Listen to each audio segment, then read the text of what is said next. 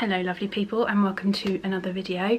Today I am talking about my February favourites, and this is my third attempt at shooting this video. Last week I tried shooting it and I wasn't very well, and I was like noticeably grumpy, and oh, there's a bit of hair there, sorry. I was noticeably grumpy and I was trying really hard not to be, and it just didn't come across very well. And then I tried to reshoot it on the Sunday, and because of how bright it was I had to wait until much later, and then my camera died. This is absolutely true and ridiculous. And then it was a big mess. So third time's a charm. So today I'm talking about my February favourites. I can't believe we're actually in March. I know that is a super original thing to say, but we are. It's actually scary how quickly time is going. I feel like I haven't had a chance to breathe. Although, having said that, January lasted about a million years, so yeah, maybe it should be April by now. I don't know where I'm going with this. Just quickly, I'm sorry about my hair. I've had to dye it today. I've had a really busy day and I've had to dye it because my roots were terrible. So it is currently wet and drying, so you'll slowly see it get bigger and bigger and bigger. But I actually quite like the wet look. But as you can see, I will keep mentioning this because it really did my head in. It's the same length. Now, if you saw either my Elemis video or my vinyl video, I will link them below. The way my hair dried, like this side was so much tighter than the other side. So it looked like it was about that much shorter. It is not, it's the same length. I just have no control over these curls. Sometimes they're really loose and nice, other times they are so tight. So with that in mind, let's get into my February favourites. So the first thing I want to talk about, and actually that's an interesting point before we get into what I want to talk about, I have noticed that I say so at the beginning of everything. Like, it's like a verbal tick. So I'm trying to stop doing that. I have noticed. If it's annoying you as much as it's annoying me, I'm sorry. It's like a verbal tick. I have no control over it, but I am trying to stop it. Anyway, my first favourite is the Glossier Priming Moisturiser Rich. If it will ever focus. No, okay, that's fine. I'm putting cutaways and everything in.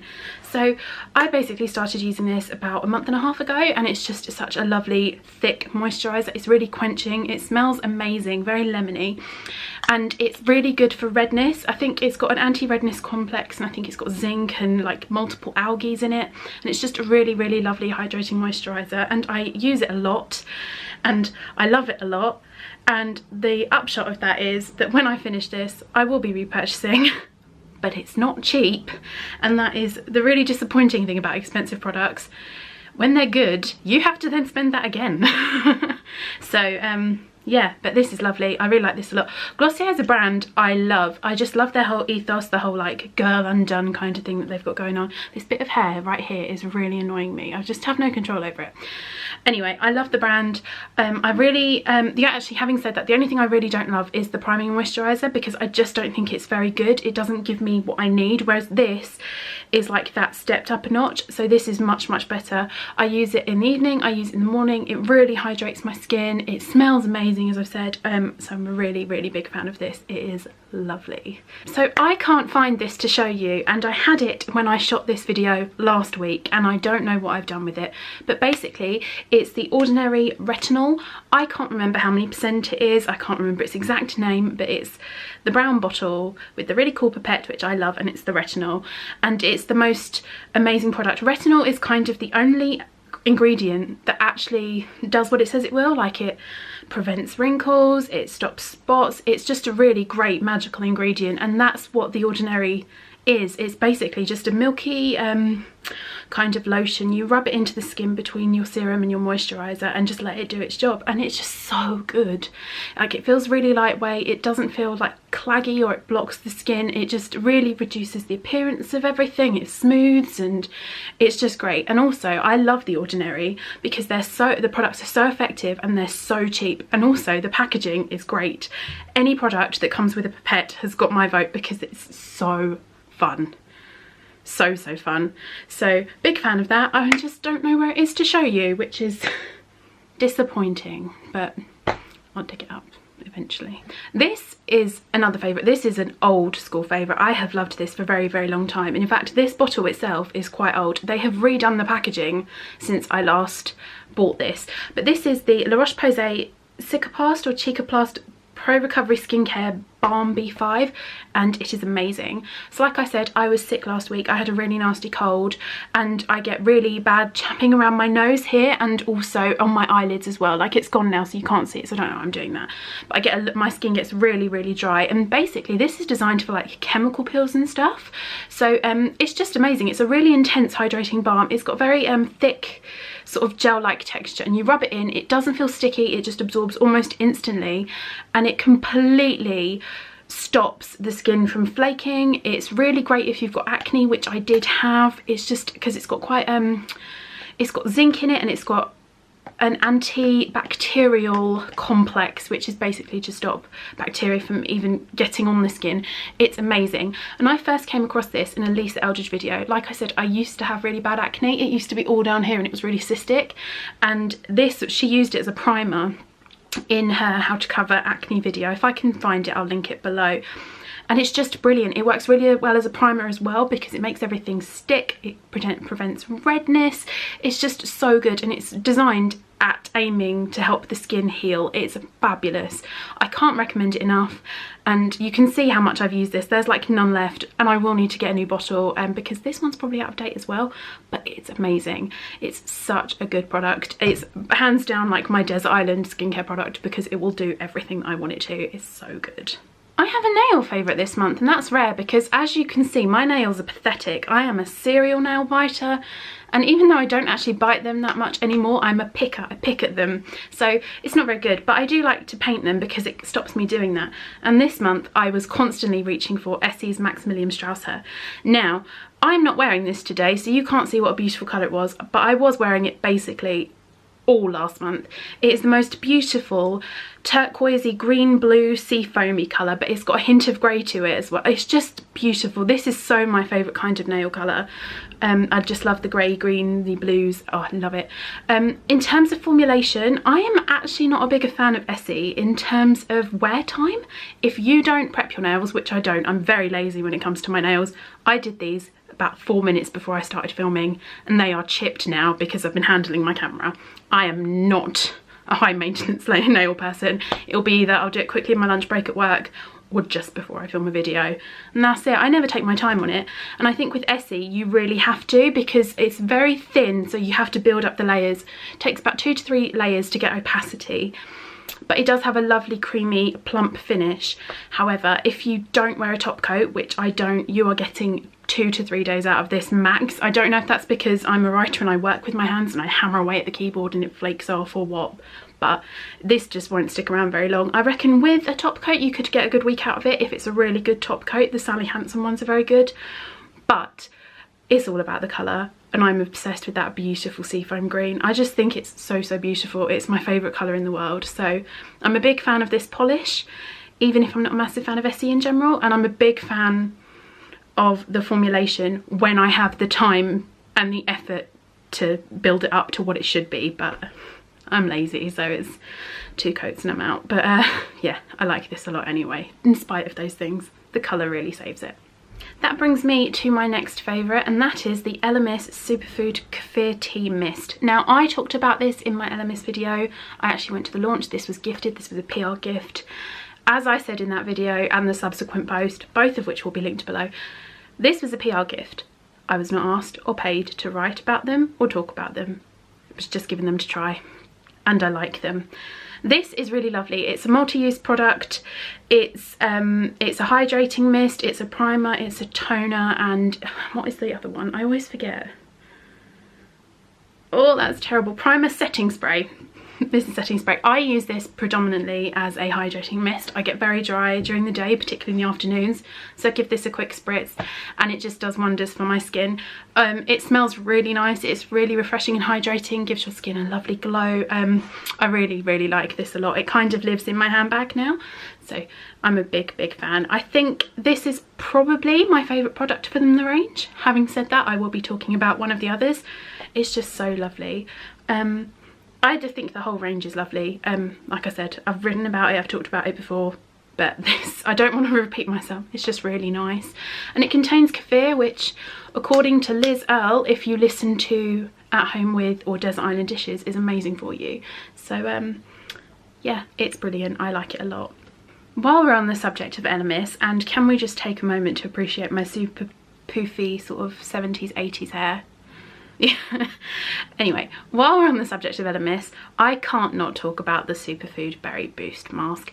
It is wonderful. One, it smells edible. It smells like blueberry yogurt, which I promise is a good thing. It smells amazing. Two, the colour is beautiful. Three, it works. So basically this is a clay mask, but it feels like a really rich, intense moisturiser, and it just, you put it on and it goes on really easily and it pulls all the crap out of your face. And believe me, there is a lot of like oils and sort of dirt that's left in your skin just from existing, or at least there is in mine anyway, and this does a really good job of just pulling all the crap out, leaving your skin really purified, really smooth, really soft. It's lovely. It's so nice. I don't know, I said this before, I don't know how they made a clay mask, which by dint of what they are always really drying and tight on the skin. Some of them can be quite stripping as well. I don't know how they made a clay mask with the texture of a moisturiser, but they did. I'm a super fan of this one. I think it's amazing. I love the packaging. I love it so much. And again, disclaimer, no one paid me or asked me to say these things. These are my own opinions that I am freely offering to the world. So hashtag not spawn. But yeah, this is lovely and really good if you have combination skin, which I do. So I get really oily across my cheeks, but my chin and my forehead and my eyes especially get very dry. So it's really good for combination skin as well. I like this a lot. Guys, I still have 3 beauty products to get it through, and I had like none last month. This is insane. But yeah, they're all of them, not all of them are new, but all of them are new to me or something that I've recently sort of rediscovered or fallen in love with. On that note, I have the Glossier Boy Brow Mascara? I mean, for lack of a better word. And this is brilliant. Now, I have a fringe, which means that sometimes I choose to neglect my brows, and that's fine. I think last time I got them done wasn't that long ago, but the time before that, it was like a good 3 to 4 months. Pure laziness. They were mental, but had a fringe, you can't see them. But I like this a lot. I've been using it a lot. I'm wearing it today. I don't know if you can see because my hair's in the way. There we go. So it's so good at sort of defining the brows, shaping the brows. The formulation is very light and it tames everything. It keeps everything in place, but it's not crispy or crunchy, it doesn't flake. It's just a really good brow product. I like it a lot. I also like the colour, which is really good for my kind of skin tone and is a really solid match for my brows and my natural hair colour. It's just great. I love it a lot. I was originally going to give this to my sister, but I have started using it and I just think it's great. So definitely recommend this because it's very sort of for low-key brows, so no effort, they look great. It's fantastic. I like it a lot. So while we're in the eye region, although both of these are eye products, so I don't know why I said that, let's talk about the Bobbi Brown Longwear Cream Shadow Stick. This is the shade Golden Pink, or Pink Gold? Golden Pink was right the first time.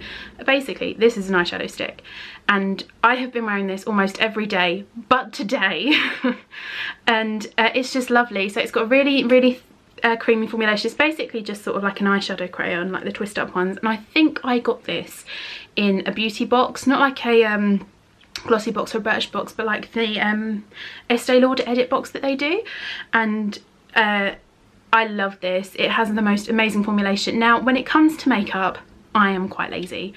I love makeup, I love spending time doing it, but on the average day, I want it done and to be out the door, and sometimes it's, I won't have it done and be out the door. I'll be doing it on the bus or when I get to work. It just depends on my mood. But for those days, this has been a lifesaver because it's so good. The texture is beautiful. You literally just swipe it on and blend it out with your finger, and then it's on, it sets until you want to take it off. It's so good, and the colour is this beautiful sort of light goldy pink. It's actually more gold than pink, which is good because that really goes with sort of my eye colour. It's just a lovely product, and I definitely think I will be investing in the full size and maybe getting a few other colours as well. I like this a lot. We are finally at the last beauty product, and this is the Smashbox Superfan Fanned Out Mascara.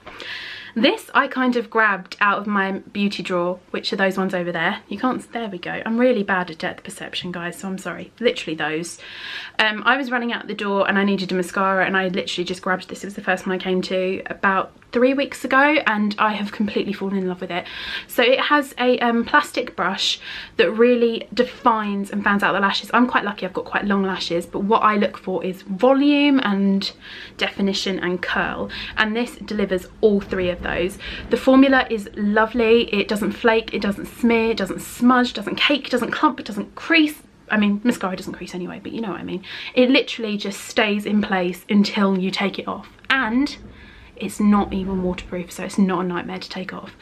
I love it. Now again, this is quite a small size. I think this is 15mm, and yeah, 15mm, and again I got it in a beauty box. I think it was, again, the Estee Edit ones, and I love it. So I will definitely be investing in the full size, but this is quite a generous travel sample, which again is something I really like. So I like this a lot. I even just like the packaging. This colour speaks to me on a spiritual level. I love this mascara so much. I think it's amazing. And we are done with the beauty products. So let's talk about non-beauty, which again, loads of stuff. So I'm glad you're sticking with me here. But the first thing I want to talk about is Feminists Don't Wear Pink and Other Lies. I finished this literally last week. I think I read it in a couple of days, and I just absolutely loved it. Essentially, well, if you haven't heard about this, you've been living under a rock, but essentially Feminists Don't Wear Pink and Other Lies was curated by Scarlett Curtis, the journalist, and there was a whole thing where Philip Green at Topshop pulled her display down and whatever, and it's just a book of essays about what feminism means to different people and what being a woman is like for different people, and it's just the most amazing book. I read it really quickly. I literally read it in a couple of days and I loved it. The highlights include Jamelia Jamil's essay. It's Jamelia Jamil, not Jamelia, sorry. Dolly Alderton's essay is fantastic. Lolly Adefope, Charlie Cragg's. It's just a brilliant book, and it's so absorbing. And I think the best thing about essay collections is you can dip in and out of it, but I was just hooked to it. It's got some great contributors in here. Oh, Keira Knightley's essay is amazing as well. I think it's fantastic. I would recommend this to anyone who calls themselves a feminist or wants to learn more about feminism. It is fantastic. I loved it. While we're on the subject of books, I couldn't not talk about this book because I loved it so much. So while I was ill, I read this. I had the day off work and I just literally spent the whole day in bed reading this book, and it was, apart from the horrible cold, was such a good day. And it is Conversations with Friends by Sally Rooney. Now, I have mentioned Sally Rooney on my channel already, and I am just blown away by how talented and amazing this woman is. She is the same age as me, and I couldn't even dream of writing this well. It's just, she's phenomenal. Anyway, this is her first book. Her second book, Normal People, I've already talked about. Absolutely loved it. Pretty sure it's my favourite book of last year. And this, I will say, I think her writing has developed further in Normal People, but this is just as good. Now, I know there's mixed feelings towards this, but I think it is beautiful.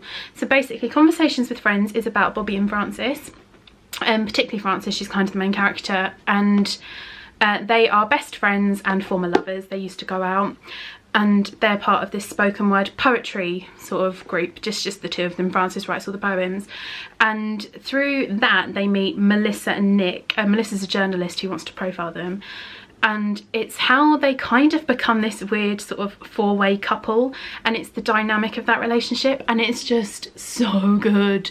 I loved it so much. Literally, I couldn't put it down. It's why I read it in a day, and I want to read it again. If I didn't have so much to read, I would have already started and probably already finished this again. It's amazing. I laughed, I cried, I cross-referenced it with Normal People, as there's a very minor character in here called Marianne, and if you've read Normal People, you know the main character is called Marianne, and I cross-referenced to see if it was the same Marianne, and I don't think it was, but I like to think it is. And it's phenomenal. I can't believe this was her debut novel. It's just so good. I loved it so much. I would literally recommend this to anyone to read, and oh, it's so good. I've told my mum to read it, I've told my best friend to read it, and I'm telling you to read it. It is, if you are a reader, and even if you're not, but you know, it's amazing. It's so good. So good. Just, I loved it so much. The next book I want to talk to you about is Ice Cream for Breakfast by Laura Jane Williams. Now, I don't have it to show you because I read it on my Kindle, and I think that was a mistake. I do think it's the kind of book that you need to physically own a copy of rather than have it on a Kindle. I can't explain what I mean by that, but it's got it's basically a self-help book, for lack of a better word. It's not really, but it's that sort of vibe. And it's basically just about how Williams, who is an incredible journalist, I'm a big fan of hers, I know a lot of people are, she writes for Red, she's written books, she's phenomenal. Anyway, she, when her first book, Becoming, came out, she kind of went through a bit of a breakdown. She experienced burnout and she just sort of stepped back from her career for a while, and she started nannying these 3 children, and it's basically what she learned from those kids, how she learned to sort of fall back in love with life again, and how she sort of made life an occasion and things to be celebrated, and it's just so lovely. And my whole sort of vibe this year, if you read my blog, is I don't want to waste time I don't have on stuff I don't care about. I just don't. Like, there is so much more I want to get out of life than, you know, doing things I don't care about, like emails and bus journeys and just the really irritating shit that takes up a lot of my time. Anyway, this was a really good book for me to read. But like I said, I think you need a physical copy. There's like places to make notes and stuff which you can't really get out of a Kindle. And also the book is beautiful, so I might in a year sort of revisit it and maybe buy a proper copy of the book. It's such a weird habit of mine as well, so I don't know if anyone else does this, and please tell me if you do. It might make me feel a bit less insane. But if I buy a book on my Kindle, and I do that because I want to save space so that I don't have my life overrun by books, but if I really love it, I will then buy the book.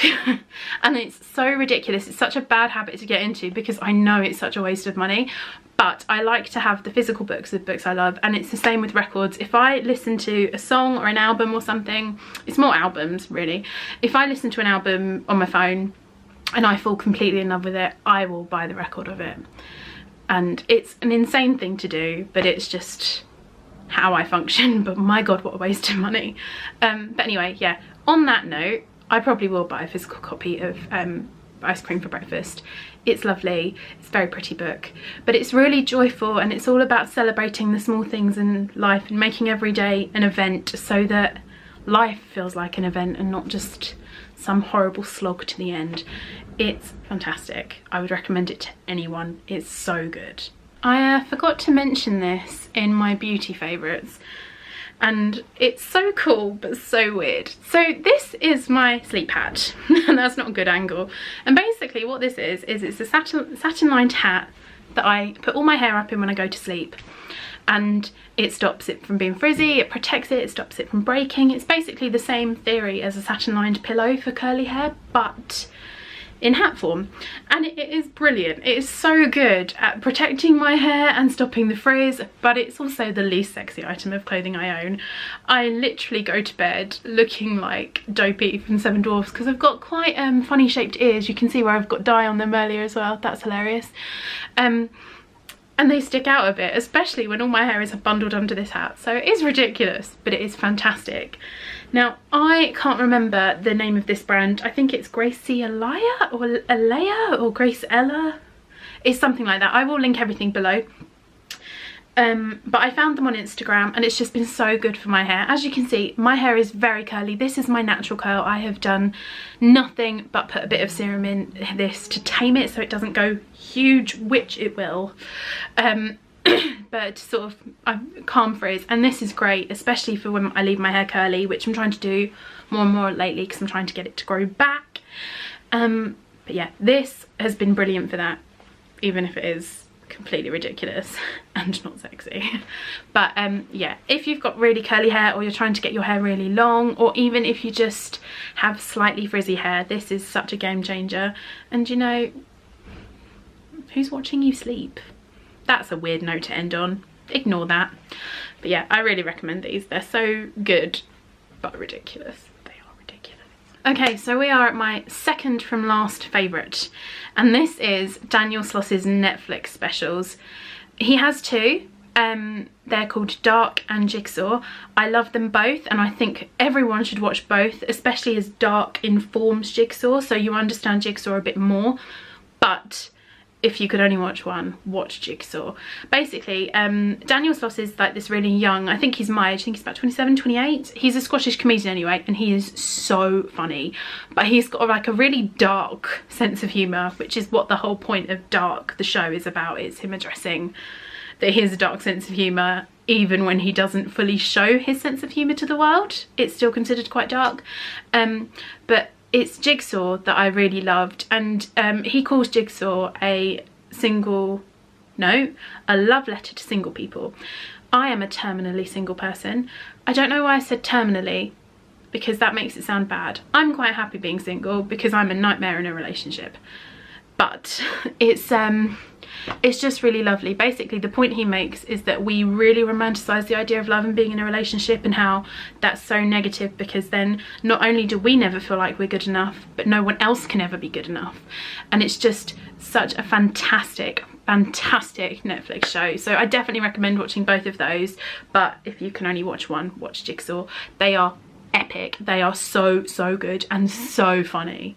It's just brilliant. I loved it a lot. Both of them are fantastic. And my last favourite is the podcast Love Stories with Dolly Alderton, and it's just fantastic. I have 2 episodes that I think are incredible. That is Jessie Cave's Love Stories and Lily Allen's Love Stories. Now, I have been listening to podcasts for about a year and a half, like solidly, really got into them sort of end of 2017, beginning of 2018, and I just love them. And Love Stories was one of the first ones that I really got into, and I love it. It's so lovely. It's basically like Des Island discs, but instead of your CDs, it's your first love and things like that, and it's just amazing. I love it so much. But Jessie Cave's one I think is particularly brilliant. It's just so lovely. She's very sweet, she's very funny. She talks very candidly about her relationship with the comedian Alfie Brown, and how he's the great passionate love of her life. And she's also very brave. She talks about how she was raped by a tennis coach when she was much younger, and it's truly awful. And this story, it's quite hard to hear, but I've already listened to it maybe 3 or 4 times. It's just so brilliant and sad and wonderful, and all of the emotions. You literally feel everything listening to that episode. It's wonderful.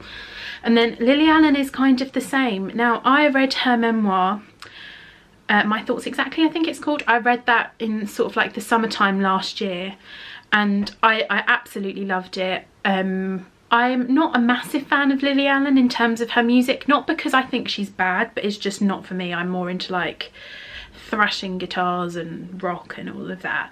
But I do remember her being a big part of my sort of teen music tastes. I think when she started coming up with like Smile and LDN and things like that, I loved her then. And Alfie was another one I loved. And it was really interesting reading her story from her perspective, and then hearing her talking about her story as well was fantastic. She is brilliant. She's so honest, she's really funny, and it's just a really good interview. So I would thoroughly recommend both of those. Just excellent podcast. And Dolly Alderton is such an amazing interviewer. Like, I'm such a Dolly fangirl anyway. I've really probably made that obvious. I love her book, I love her writing in general, I love both her podcasts. The High Low is also amazing, and it's just fantastic. They're both such fantastic episodes, and it's such a great podcast. So definitely check that out if you are a millennial woman, because she kind of appeals to us all. She is all of us. So those were all my February favourites. Thank you so much for sticking with me as long as you have. I've got a feeling this video is going to be quite long because I have rambled, but it is much better than the footage from the last one where I was like, I like this, because I was really not in the mood to film. I wanted to do it and I was trying to make myself really cheery, and it just didn't work because I was grumpy and ill. And also on the Saturday, everything that could go wrong did go wrong. Like, I kicked my tripod over, which I've done again today. There was like slamming doors in my house, there was someone cutting their grass, and it was a nightmare. So I'm really glad that this week everything's just gone smoothly, so I could get this video done, and I'm really pleased about that. But if you liked this video, please like, subscribe, ring that bell for post notifications, all that good stuff. If you have any recommendations for me, pop them down below and I will read all of the comments and answer. So yeah, I think that's everything. I'll see you next week. Bye.